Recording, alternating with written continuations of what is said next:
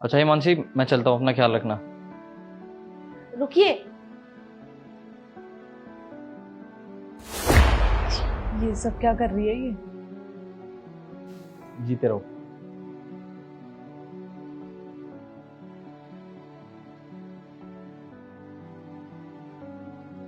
और बताओ क्या बना के लाऊं? बहुत टाइम बाद आई हो मेरे घर पे। व्हाट द फक हिमांशी, तुझे पता है तू 21st सेंचुरी में जी रही है और तू ये सब क्या कर रही थी? अपने पति के पैर छू रही थी। कौन करता है आज के जमाने में ये सब? पति के पैर छूने में गलत क्या है? मैंने ऐसा तो कुछ नहीं किया कि जिससे मेरा मजाक बनाया जाए। अरे यार, तुझे पता है ये सब कौन करता था? हमारी दादी नानी, उनके टाइम पे होता था ये सब। हम मेरी मम्मी ने भी आज तक मेरे पापा के पैर नहीं छुए यार, और तू पैर छू रही है।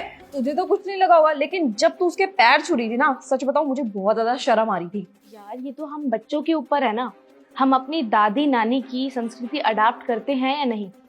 और वैसे भी पति के पैर छूने में गलत ही क्या है? ना तो किसी की इज्जत घट रही है, ना किसी का कोई नुकसान हो रहा है, बल्कि ये तो हमारी संस्कृति का एक अच्छा उदाहरण है, जिसमें साबित होता है कि पति और पत्नी के बीच में कितना प्यार और कितना सम्मान है। और पत्नियों को तो पतियों का सम्मान करना ही चाहिए ना, तभी तो बदले में इज्जत मिलेगी।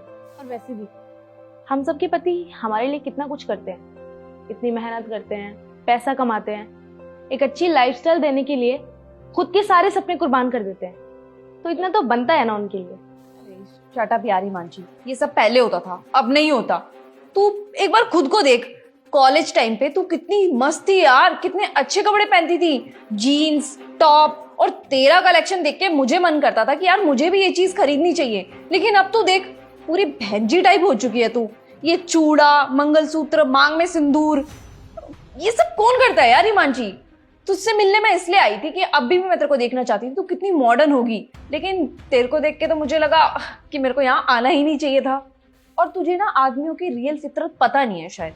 ये सब आदमी ना दिखावा करते हैं अच्छा बनने का।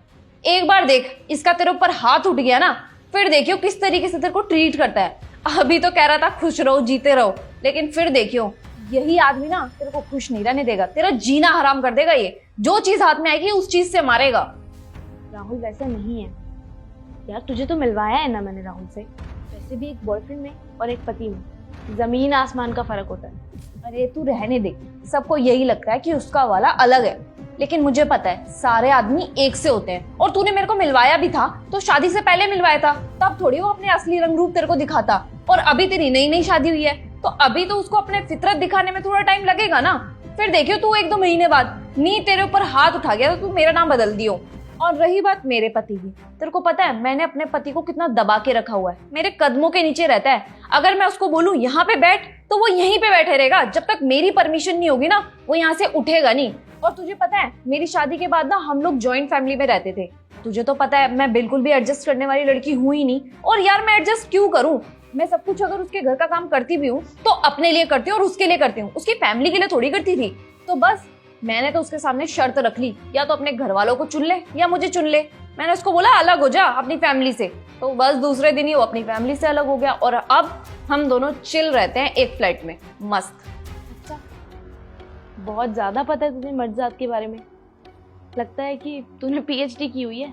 तो और क्या, पीएचडी कर रखी है मैंने इन सब चीजों में। तुझे तो पता है कॉलेज टाइम पे भी मेरे बहुत बॉयफ्रेंड होते थे, तो इन लोगों की फितरत मुझे अच्छे से पता है। यार हर तरह का इंसान है, तुम्हें इस दुनिया में अच्छे इंसान भी मिलेंगे, बुरे इंसान भी मिलेंगे। तुम एक तराजू में हर इंसान को नहीं तोल सकते। वैसे भी इज्जत करना, सामने वाले को इज्जत देना, प्यार से बोलना, सद्भावना दिखाना, ये तो हमारे आदर्श है ना। अगर हम सामने वाले की इज्जत करेंगे तभी तो सामने वाला हमारी इज्जत करेगा, फिर वो कोई भी हो, फिर चाहे वो हमारा पति ही क्यों ना हो। अगर मैं अपने पति से बदतमीजी करूंगी, उसकी कोई बात नहीं मानूंगी, तो क्या बदले में मुझे उतना प्यार, उतनी इज्जत, उतना सत्कार मिलेगा? नहीं।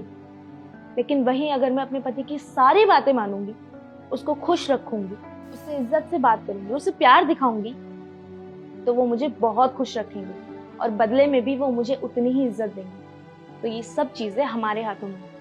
और पति के पैर छूना, उससे प्यार से बात करना, ये मुझे छोटा नहीं बनाते, बल्कि ये तो मुझे और बड़ा बनाते हैं, क्योंकि ये मेरे संस्कार है। ऐसा लगता है ना तुझे कि तेरा पति जो है वो तेरी सारी बातें मानता है, कभी ना नहीं बोलता और डर के रहता है। तो इसी बात पर ना एक टेस्ट करते हैं छोटा सा। पहले ना तू अपने पति को फोन कर और फिर मैं करूँगी, और हम अपने पतियों को बोलेंगे कि हम दोनों का ना क्लब जाने का प्लान है, और हो सकता है कि हम देर रात को घर आए। देखते हैं कि दोनों के पतियों का क्या रिएक्शन होता है। अच्छा देख, मुझे कोई प्रॉब्लम तो नहीं है, पर मेरे को तेरे लिए थोड़ा अजीब लग रहा है, क्योंकि तेरा पति तो बहुत घरेलू टाइप से है ना, तो कहीं वो तेरे को मना ना कर दे। रहने दे, ये प्लान ड्रॉप कर, कोई बात नहीं। अरे करना फोन, जो जिससे प्यार करता है उसके लिए बिजी थोड़ी ना होता है, थोड़ा टाइम तो निकाल ही लेगा, उठा लेगा फोन, एक बार कर। तू श्योर तो है ना?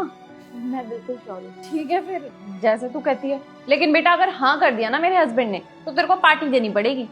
बिल्कुल दूंगी पार्टी, फोन तो कर। ठीक है, अब देख, स्पीकर पे डालती हूँ। हेलो नितेश। नितेश, मैं ना तुम्हें बताया था कि हिमांशी के घर आई थी, तो यहाँ पे ना हमारी सभी फ्रेंड्स का एक प्लान बना है क्लब जाने का, तो क्या मैं जा सकती हूँ? और हाँ, रात को ना लेट हो जाएगी। क्या बोल रही है तू? क्लब जाएगी? तू जाके दिखा, तेरी ना मैं टांगे तोड़ दूंगा। तू घर आ, तुझे तो मैं बताता हूँ, देखता हूँ तुझे आज। तुझे मैंने बोला था ना खाना बना के जा, पर तू बिना खाना बनाए चली गई। अब देख तो मैं क्या करता हूँ। ठीक है, मैं घर आती हूँ।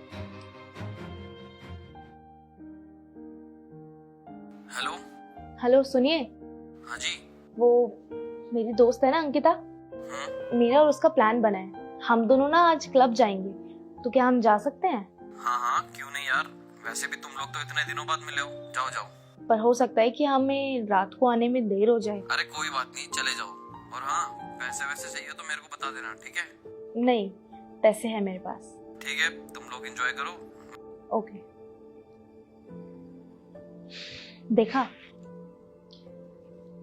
मुझे पक्का यकीन है कि जिस तरह से तेरे पति ने तुझसे बात किया ना, एग्जैक्ट उसी तरह से तू अपने पति से बात करती है, वो भी हमेशा। और देखा ना मेरे पति ने मुझसे किस तरीके से बात की, सेम उसी तरीके से जैसे मैं उनसे बात करती हूँ। इससे साफ साफ जाहिर होता है कि सामने वाले को इज्जत दोगे तो ही इज्जत पाओगे। यहाँ पर मैं तेरे पति की गलती नहीं निकालूंगी, सारी गलती सिर्फ तेरी है, क्योंकि मैं अच्छे से जानती हूँ तू वो लड़की है जिसने कभी एडजस्ट नहीं किया, और तू कभी एडजस्ट करना भी नहीं चाहती थी। जब तूने एडजस्ट नहीं किया तो तेरा पति भी किस हद तक एडजस्ट करता। वहीं बात रही मेरे पति की, तो मेरे पति मुझे प्यार से और इज्जत से रखते हैं। मैं एक अच्छी दोस्त होने के नाते एक सजेशन जरूर दूंगी। अब तक तूने जैसे भी अपने पति के साथ बिहेव किया, बट अब से एक बात मानना, अपने पति को प्यार देना, इज्जत देना, और अपने पति की दिल से सारी बातें मानना और दिल से उनकी इज्जत करना, क्योंकि पति पत्नी जीवन की गाड़ी के वो दो पहिए हैं, अगर एक कहीं चला गया तो जिंदगी की गाड़ी चलना मुश्किल हो जाता है। अगर तुमने ऐसा किया ना, फिर देखना अपने पति का बिहेवियर, वो कैसे तुम्हें हर बात पे हाँ बोलता है, कैसे तुम्हारी इज्जत करता है, कैसे तुम्हें प्यार करता है, जिंदगी बदल जाएगी तुम्हारी। सच में यार हिमांशी, तेरी लाइफ तो बिल्कुल सही है, कॉलेज टाइम पे भी और अभी भी।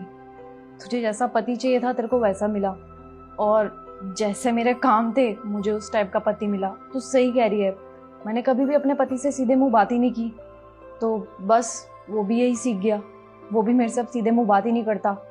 शायद गलती मेरी ही है, मैंने उसको उसके माँ बाप से दूर कर दिया और हमेशा हमेशा जिद करी है, तो शायद बस वो इसी वजह से फ्रस्ट्रेट रहता है और मुझसे इस तरीके से बात करता है। तो वो भी दिल का बहुत अच्छा, उसने कभी भी मुझ पे हाथ नहीं उठाया, चाहे कितना भी फ्रस्ट्रेट हो।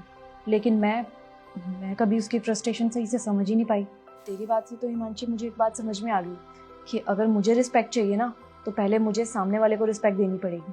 मैं उससे आज जाकर के ही माफ़ी मांग लूँगी, और हाँ, उसके मम्मी पापा को भी बोलूँगी कि हमारे साथ आके रह लें। थैंक यू हिमांशी, आज सच में तेरे से सीखने को मेरे को बहुत कुछ मिला। चलो बहुत बातें हो गई, मैं कुछ बना दूँ अच्छा सा खाने के लिए? हाँ,